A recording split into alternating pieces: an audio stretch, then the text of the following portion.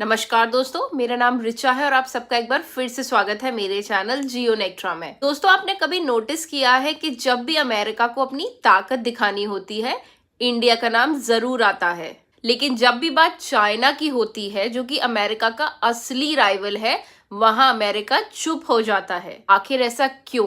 तो आज की वीडियो में हम समझेंगे कि क्यों अमेरिका चाइना को बुली नहीं कर पाता और इंडिया को हमेशा टारगेट करता है। सबसे पहला रीजन है चाइना की इकोनॉमी।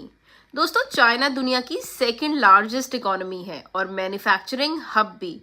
अगर अमेरिका चाइना पे ज्यादा दबाव डालता है तो खुद अमेरिका की कंपनीज और मार्केट को नुकसान होता है।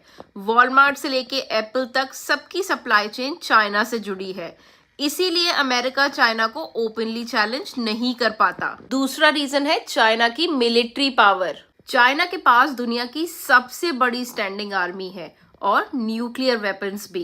साउथ चाइना सी में चाइना ओपनली अपनी ताकत दिखाता है और अमेरिका बस नेवल ड्रिल्स करके दिखावा करता है। अमेरिका जानता है कि अगर डायरेक्ट क्लैश हुआ तो कॉस्ट बहुत हैवी होगा, इसीलिए चाइना को डायरेक्ट बुली करना अमेरिका के लिए मुश्किल है।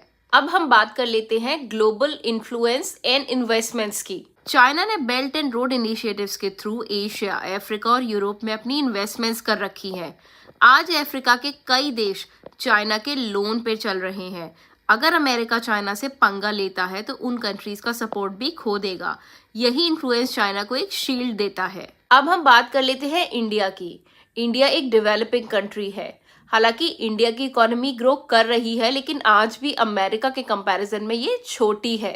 इंडिया के इंपोर्ट्स, स्पेशली ऑयल और डिफेंस इक्विपमेंट, कहीं ना कहीं वैसे लिंक्ड हैं, यानी कि प्रेशर डालने के लिए अमेरिका के पास इंडिया पे ज्यादा लेवर्स होते हैं।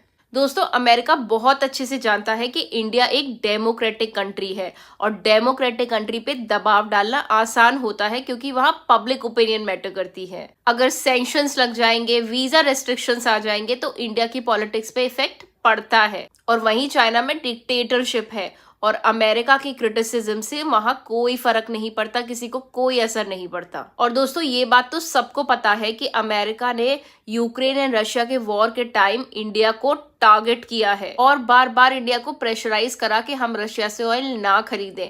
और वहीं चाइना इंडिया के कंपैरिजन में रशिया से बहुत ज्यादा अमाउंट में, बहुत ज्यादा क्वांटिटी में ऑयल इंपोर्ट करता है, लेकिन फिर भी अमेरिका ने चाइना को ओपनली क्रिटिसाइज नहीं किया। क्यों?